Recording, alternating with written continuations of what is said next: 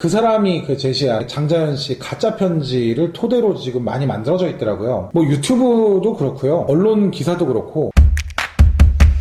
네, 여러분 안녕하세요. 도영 선생입니다. 지금이 3월 9일 토요일 새벽 34분입니다. 제가 지난번에 버닝썬 7편 분량 찍는다고 뭐 이제 요 정도까지는 없겠지라고 생각했는데 이번에 다루는 사건은 뭐 연도수도 그렇고 여러가지 발생됐던 인과관계도 그렇고 분량이 뭐 훨씬 그 이상이네요. 아무튼 제가 오늘 이거 오후 2시부터 시작했는데 이제서야 이제 한 편 영상 끝낼 분량이 나왔습니다. 여튼 뭐 열심히 했다라는 얘기니까요. 우리 구독자분들 이 장자연 사건 제대로 파악하시는데 좀 도움이 됐으면 좋겠습니다. 뭐 제가 좋아서 하는 일이라 별로 안 힘들어요. 항상 도영선생 콘텐츠 봐주시는 구독자분들께 진심으로 감사드리고 지금 바로 시작하겠습니다. 자, 지금으로부터 10년 전인 2009년 3월 7일 아직 30도 되지 않은 여배우가 자택에서 자살하는 사건이 발생이 됩니다. 이 여배우의 이름은 곧 장자연 씨죠. 제가 이제 원활한 진행을 위해서 존칭을 썼다가 뺐다가 좀 하게 될 것 같은데 미리 양해를 좀 부탁드리겠습니다. 자, 그럼 장자연 씨 사건을 알아보기 전에 장자연 씨가 누군지부터 좀 알아보도록 하겠습니다. 1980년 1월 25일 전라북도 정읍 출신으로 알려져 있습니다. 이제는 좀 많이 알려져 있는데 장자연 씨는 좀 안타까운 가정사를 가진 배우 중에 한 분이셨죠. 아버지와 어머니를 각각 다른 연도에 교통사고로 잃었다라는 얘기도 있는데요. 이건 이제 여러 자료를 좀 조사해 보니까 이 부분은 사실이 아닌 걸로 밝혀졌습니다. 아버지는 2002년 간암으로 별세하셨다고 하고요. 어머님은 2005년경에 이제 중풍을 그 전에 한 10년 정도 앓으셨대요. 그래서 이제 2005년경에 숨을 거두신 것으로 알려져 있습니다. 그리고 뭐 한간에서는 이런 얘기도 있어요. 장자연 씨 아버지가 원래 모 재벌가의 계열사의 사장이었다 뭐 이런 얘기도 있는데 이런 거 다 아니라고 하고요. 장자연 씨 부모님 같은 경우는 그 정읍에 있는 친인척 운영하시는 그 회사에서 일을 하셨던 걸로 밝혀졌습니다. 뭐가 어떻든 간에 이런 뭐 가정사가 좀 있는 얘기들은요. 장자연 씨가 평소에 굉장히 밝은 성격이었다고 해요. 지인들을 통해서 알려졌습니다. 이런 사실들은. 어머니를 잃은 것이 이제 2005년으로 알려져 있는데 공교롭게 이제 장자연 씨가 연예계 데뷔를 하는 연도가 그 다음 연도인 2006년도입니다. 데뷔는 이제 한 제과회사 CF를 통해서 데뷔했다고 알려져 있는데 이게 날짜를 좀 이렇게 살펴보니까 사실하고는 조금 다른 것 같습니다. 2006년도에 CF만 한 3개를 찍어요. 제일 먼저 나온 게 이제 카드회사의 광고이고 그리고 나서 이제 제과회사 그리고 나서 아파트 광고 이런 순으로 찍었더라고요. 그리고 이제 같은 해 7월 SBS의 한 드라마에 단역으로 출연을 한 경력도 있습니다. 장자연 씨가. 이 중에 이제 제과회사 광고가 과자가 아니고요. 아이스크림이었어요. 제가 아직도 좀 뭐 기억나는 장면이 하나가 있는데 제품이 떠먹는 아이스크림입니다. 콘텐츠를 준비하면서 그때 이제 그 모습이 이제 기억이 나더라고요. 사진을 보니까. 그래서 좀 찾아봤는데 유튜브에서는 관련 영상이 없는 것 같아요. 어떤 이유에서인지 해당 제과회사의 유튜브에 들어가도 다른 광고 영상은 있는데 장자연 씨가 나왔던 광고 영상은 찾기가 어렵더라고요. 자, 그래서 이제 이때 장씨 나이가 한국 나이로 27살이죠. 그러니까 이분이 아주 어려서부터 연예계 입문해서 뭐 기반이 엄청나게 튼튼하다거나 집에서 뭐 뒷받침이 굉장히 빵빵해서 활동을 한 연예인이라기보다는 아마도 이제 밝혀지지 않은 무명 시절이 굉장히 길지 않았을까 좀 이런 생각이 들더라고요.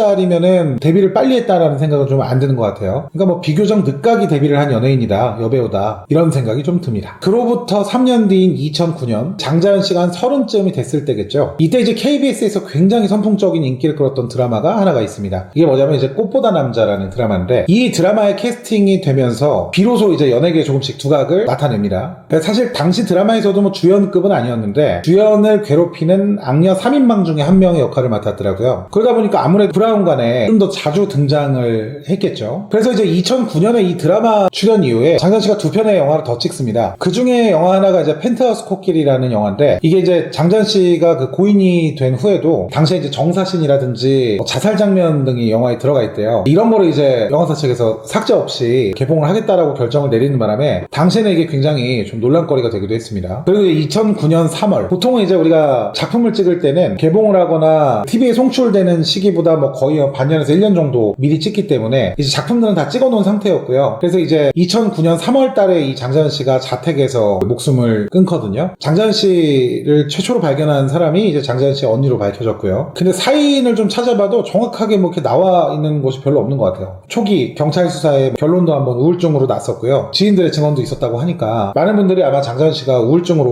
목숨을 끊은 것으로 알고 있지 않을까 싶습니다. 근데 뭐 분명히 영향은 있었을 것으로 보여져요. 그러니까 당시 이제 장씨 상황으로 돌아가 보면 사실 좀 우울한 상황이 이어지지 이루어지지 않았을까라는 생각이 좀 드는데, 그분이 지금 늦가게 데뷔를 하셨는데 아무래도 여배우분들은 그 나이를 신경을 많이 쓰신다 하더라고요. 그러니까 이제 시간이 지날수록 데뷔도 늦었는데 이제 시간이 더 계속 흘러가니까 이 배우로서 자리 잡는 거에 대한 부담감이 굉장히 심하지 않았을까, 좀 이런 생각이 들고요. 그리고 데뷔하기 이전에 이미 부모님을 다 잃은 상태였기 때문에 이런 요소들은 굉장히 좀 더 우울한 요소로 작용이 되지 않았을까, 뭐 그런 생각도 들고, 그리고 뭐 결정적으로는 사실 잘 알려져 있다시피 소속사의 강요, 그러니까 뭐 성상납이라든지 폭력 이런 것들까지 쭉 이어져 왔었던 것을 생각하면은 아마 좀 뭐 정상적인 생활을 하는 게 좀 힘들지 않았을까, 그런 좀 안타까운 마음이 드는 것도 사실입니다. 여튼 이 장자연 씨 자살 사건이 사회에 이렇게까지 큰 파장을 불러일으킨 이유는, 여배우가 자살했다는 그 사건 자체도 굉장히 큰 사건이긴 하지만 이후에 이제 어떤 문건이 발견이 돼요. 이게 이제 초반에는 이제 유서라고 밝혀졌는데, 그래서 이 문건에 따른 뭐 일종의 진실 공방 때문입니다. 여기에 이제 뭐 성상납이나 뭐 관련된 내용들이 좀 적혀 있었고, 성상납의 대상이 되는 사람들, 우리나라의 뭐 소위 말하는 기득권층들, 이런 뭐 사람들이 굉장히 대거 포함이 돼 있었다, 이런 내용이죠. 뭐 요 얘기는 조금 이따가 좀 더 자세히 다루도록 하고요. 이 사건 같은 경우는 좀 쟁점을 크게 한 3가지 정도로 나눠볼 수 있을 것 같습니다. 첫 번째, 장자연 씨는 왜 자살을 해야만 했고, 좀 갑자기 자살을 했죠. 원래 뭐 일주일 전까지만 해도 굉장히 발랄했다는 이웃의 증언도 있는데, 그리고 진짜 이 우울증만이 자살의 원인이었을까? 이 부분이고요. 자, 두 번째, 장자연 씨가 남겼다라는 그 문건이 과연 유서일까, 유서가 아닐까? 이 문제도 지금 쟁점이긴 합니다, 이 사건에서. 그리고 마지막, 제일 중요한 거죠. 장자연 씨 문건 안에 담겨있는 연예계에 발생되고 있다는 뭐 성접대라든지 폭력, 그리고 이런 강요나 그에 따른 담화 등의 연루되어 있는 사람들은 누구고, 과연 어떤 일들이 있었던 것일까? 요약하자면 뭐 이런 내용들인 것 같습니다. 물론 이런 쟁점들은 제가 이제 임의적으로 좀 뽑아낸 부분도 분명히 있는데, 장자연 사건을 좀 조사를 하다 보니까 얼마 전에 찍었던 이 버닝썬 이상으로 정말 많은 복잡 미묘한 사람들이 얽혀 있어요, 이 사건에. 제가 이제 놀라운 사실부터 하나 말씀을 드리면, 장자연 씨 문건이 유서로 많이 알고 계신 분들이 많으시잖아요. 이게 뭐 재판정에서도 판결이 난 결과인데요, 유서인가 유서가 아닌가에 대한 두 번째 쟁점이죠. 제가 지금 봤을 때는 유서가 아니다 라는 결론을 스스로는 내렸습니다. 그러니까 이게 사건을 좀 생각하면 생각할수록 참 이 장자연 씨를 생각하면 좀 마음이 정말 아픈 것 같아요. 이게 또 자세히 보면 성접대 때문에 뭐 힘들어서 자살을 선택한 것이다 라고 알고 계신 분들도 꽤 많더라고요, 온라인에 보니까. 근데 최근 법원에서 밝혀진 바에 의하면은, 물론 뭐 그런 문제가 분명히 존재했고 그게 이제 작용이 됐긴 했겠지만 전부 그것 때문에 자살을 택한 것은 아니다라는 취지의 결론이 난 부분도 있습니다. 오히려 그 문건 있잖아요, 유서로 알려져 있는 그 문건을 장자연 씨가 이제 작성하는 바람에 오히려 그것이 자살의 주된 원인이 되었다, 뭐 이런 취지의 판결이 났습니다. 자, 여튼 뭐 이런 내용들은 앞으로도 이제 제가 뒤에 영상 계속 다룰 거니까요, 자세히 알고 나면은 더 너무나 또 충격적이고 슬픈 일종의 스토리들이 담겨있는 장자연 씨와 관련된 사건에 대해서 계속해서 설명을 좀 이어나가겠습니다. 자, 돌아와서 이 장자연 씨가 자살을 해야만 했던 이유가 정말 경찰이 발표했던 대로 단순한 우울증으로 인한 것인지부터 한번 살펴보겠습니다. 이 장자연 사건을 우리가 제대로 이해를 하려면 기억해야 할 핵심 인물이 이제 몇 명 존재를 합니다. 그 중에 이제 장자연 씨의 전 매니저인 이제 유 씨, 이 사람이 나중에 독립해서 따로 회사를 차려서 언론에는 유 대표라고 부르는 경우도 많은데, 이제 전 매니저 유 씨라고 좀 표현을 하겠습니다. 전 매니저 유 씨가요, 장자연 씨의 장례식이 끝난 직후에 장 씨의 죽음과 관련된 다소 충격적인 내용을 발표를 합니다. 장자연 씨가 직접 작성한 문건이 있는데, 장자연 씨는 사실 단순 우울증으로 죽은 게 아니고 그 문건에 담긴 사람들, 그러니까 벌 받을 사람들이 따로 있다, 뭐 이런 취지의 얘기를 하죠. 궁극적으로 자살한 이유가 개인의 우울증이라기보다는 죽음으로 내몬 사람들이 있다라는 뜻인데, 놀랍게도 이후에 이제 경찰이 분명히 이 유 씨가 이런 얘기를 했음에도 불구하고 그냥 뭐 없는 얘기 취급하듯이 단순 우울증으로 결론을 내리고 수사를 그냥 종결을 해버리죠. 근데 좀 전에 유 씨가 분명히 그 장 씨가 뭐 이렇게 만든 문건이 있다 그랬잖아요. 그거 어디로 갔을까요? 경찰이 그냥 수사를 종결시켜버렸는데, 뭐 친보라도 제출했으면 됐을 텐데요. 근데 이제 뭐 유족이 차후에 수사 종결된 뒤에 공개를 원치 않았다라는 이유로 강남 삼성동에 있는 봉은사에서 그거를 뭐 유족들이랑 지인들 보는 데서 불태웠다, 이렇게 얘기를 하죠. 한마디로 좀 말이 바뀐 것 같습니다. 근데 여기서부터 조금 첫 번째 의구심이 듭니다. 이게 장자연 씨 죽음에 관련된 진실이 담겨있는 문서라고 분명히 본인이 얘기를 했잖아요. 그러면 유족들 입장에서는 그 문건을 보존해도 모자랄 텐데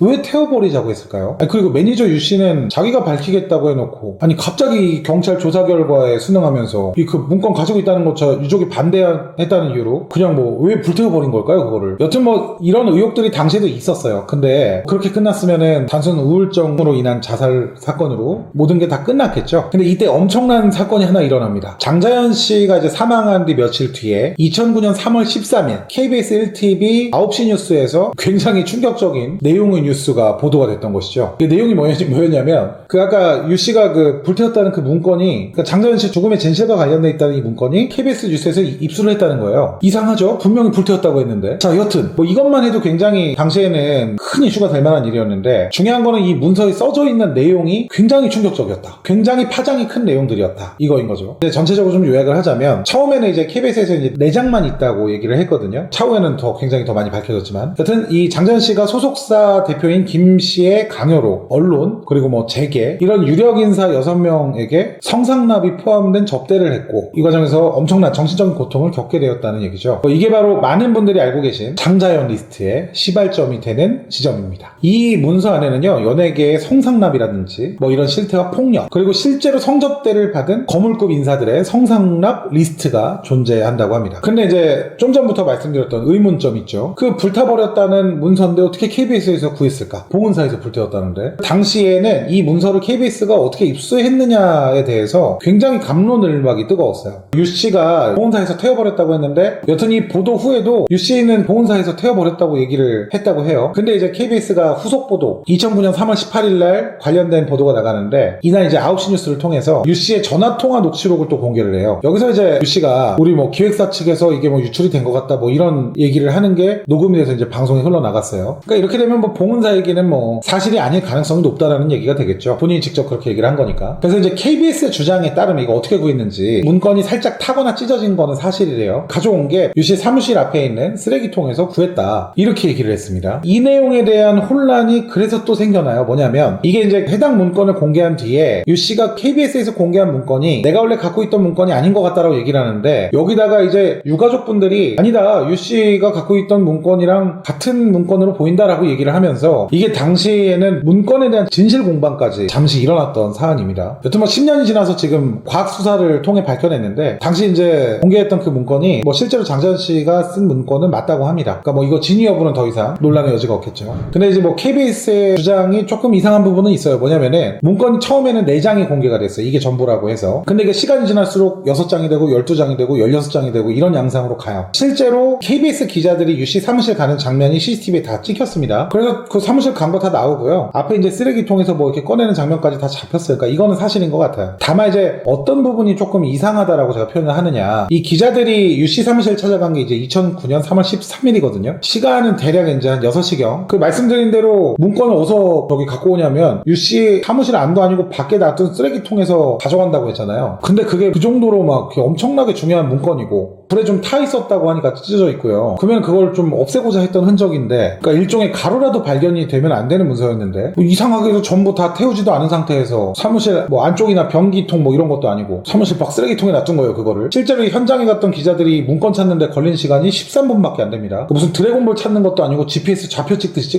찾아간 거죠. 이게 문건 입수한 시각이 대략 뭐 6시경인데, 심지어 이날 8시 뉴스에, 다음 뉴스인 9시 뉴스에 이 문건이 공개가 될 거라고 예고가 나가요. 근데 이 유씨 사무실이 송파구 오금동인데 이 문건을 여의도까지 전달을 해야 될 것이고, 왜냐면 뭐 대본 짜고 편성하고 이런 것들도 중요하니까요. 이 모든 게 이제 6시와 8시 뉴스 나가기 이전에 다 이루어져야 되는 거잖아요. 근데 그 유씨 사무실 갔을 때만 해도 기자들은 이게 있을지 없을지를 몰랐을 텐데 13분 만에 그걸 찾아내서 바로 연락해서 거기서는 이제 9시에 뭐 이렇게 얘기를 하다 보니까 될 것 같기도 하고. 근데 여튼 뭐 물리적으로 조금 굉장히 힘든 부분이 있는데, 이게 뭐 됐다고 하니 약간 센터링 올리고 헤딩골 넣는 약간 그런 느낌이 좀 드는 것 같아서, 그러니까 뭐 이런 정황상 혹시 이 유씨와 KBS 간에도 뭔가 관계가 있는 게 아닐까? 라는 생각은 솔직히 좀 드는 부분도 있어요. 물론 제 뇌피셜입니다, 이 부분은. 만에 하나라도 제 뇌피셜이 맞다고 하면, 사실 뭐 저만 이런 생각을 갖고 있는 건 아니고 다른 매체사들도 비슷한 류의 기사들이 나간 게 있더라고요. 저도 이제 그 기사를 접하고 생각을 그렇게 하게 된 건데, 굉장히 저는 신뢰가 있는 얘기라고 생각을 했어요. 하나 이 얘기가 맞다라고 하면, 뭔가 있었다라고 한다면 이 사건이 지금 심지어 방송국까지 어떤 형태로든 지금 관여가 되어 있는 거니까 이 사건 자체가 더 엄청나게 복잡한 양상을 띠겠죠. 근데 뭐 일단 머리 아프니까요, 아니라고 하고 넘어가겠습니다.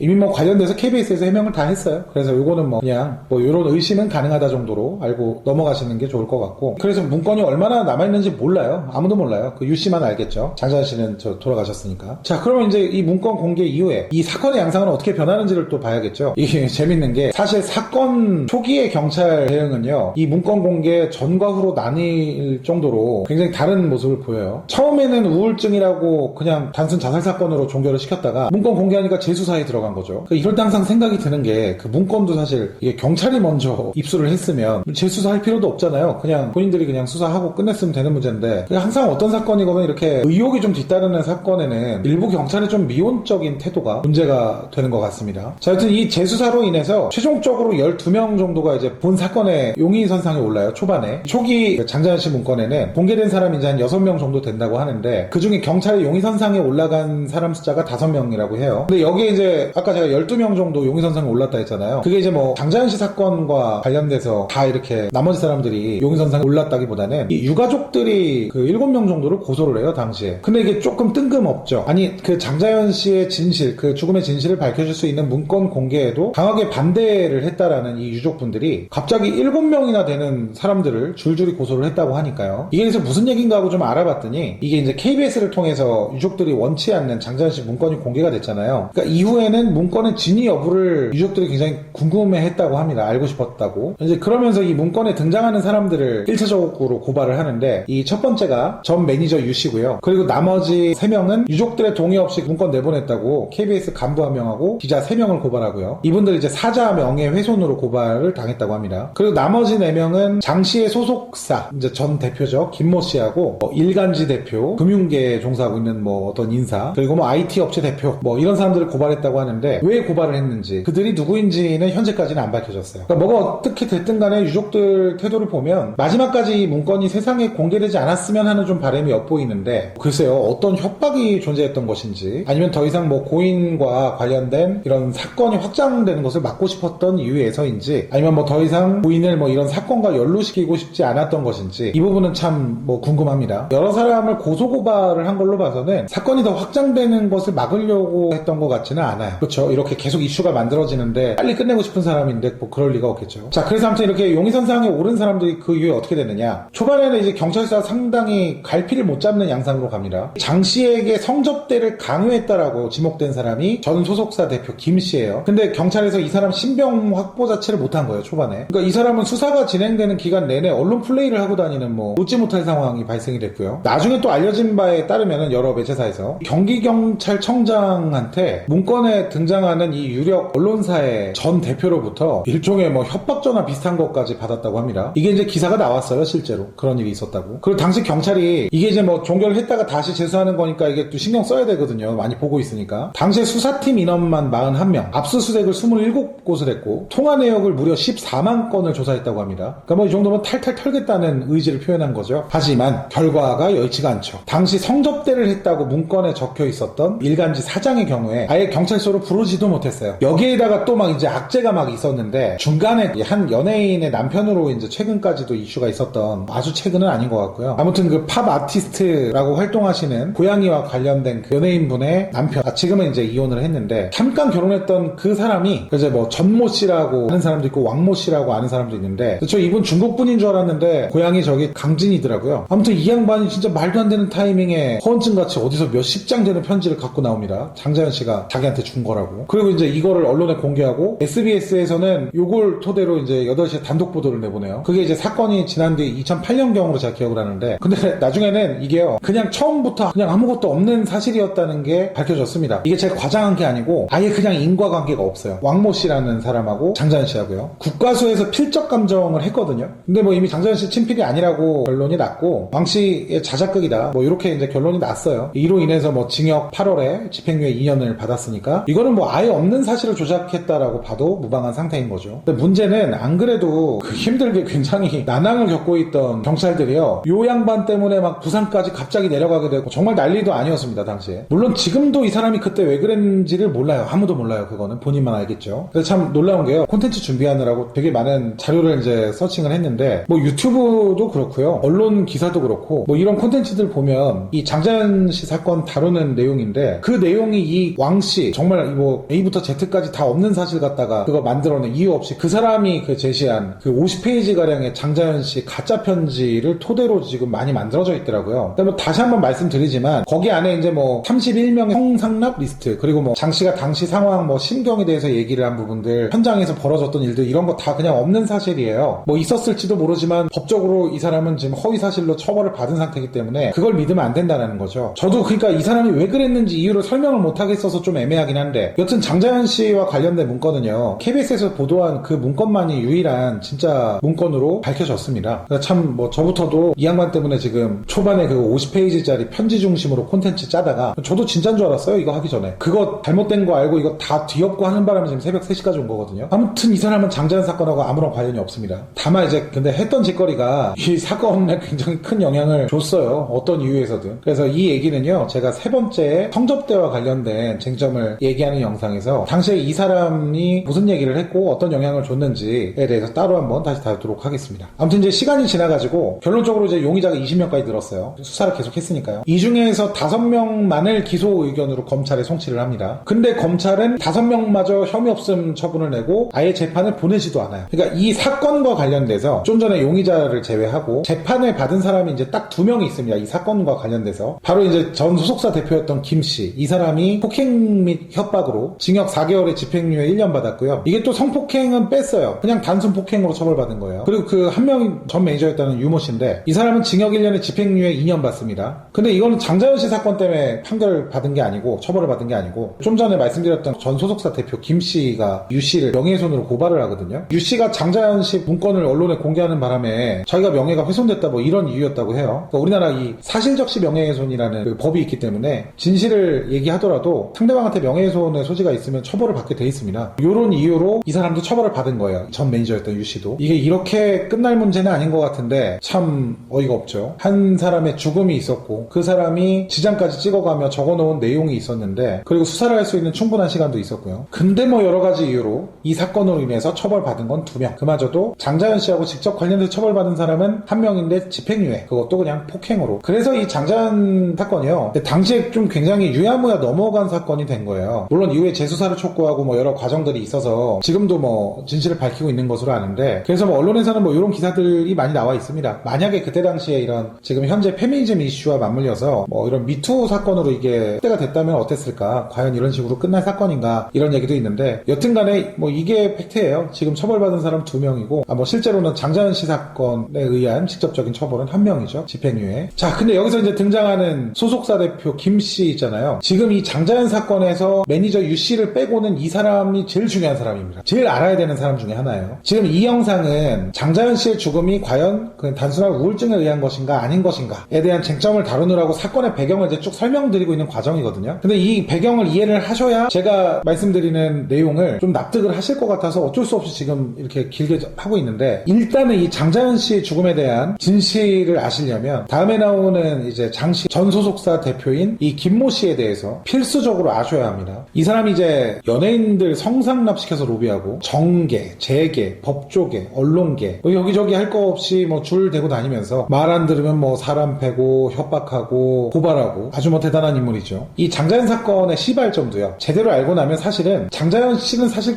크게 관련이 없어요. 자살을 했던 이유 중에 하나가 우울증을 제외한다면 그때 당시에 복합적으로 엮여있던 상황 때문에 그렇게 이제 극단적인 선택을 한 걸로 보여지는데, 그 이유 중에 하나가 소속사 대표 김 씨고 해당 소속사에 있던 이 연예인들하고 분쟁이 벌어지면서 이 갈등으로 인해서 촉발된 사건인 거예요. 좀 큰 의미에서 보자면. 드리는 말씀들 제가 지금 소설 쓰는 게 아니고요, 법원에서 최근까지 다 판결이 난 내용들 말씀드리고 있거든요. 자, 그래서 이제 다음 영상에서 소속사 대표 김 씨라는 사람이 어떤 인물인지, 그리고 평소에 그렇게 밝았다라는 장자연 씨가 왜 돌연 일주일 만에 자살을 선택했는지, 그 내막에 대해서 낱낱이 한번 살펴보도록 하겠습니다. 시청해주신 분들 진심으로 감사드리고요. 저는 다음 영상에서 또 찾아뵙도록 하겠습니다. 감사합니다. 도영 선생이었습니다.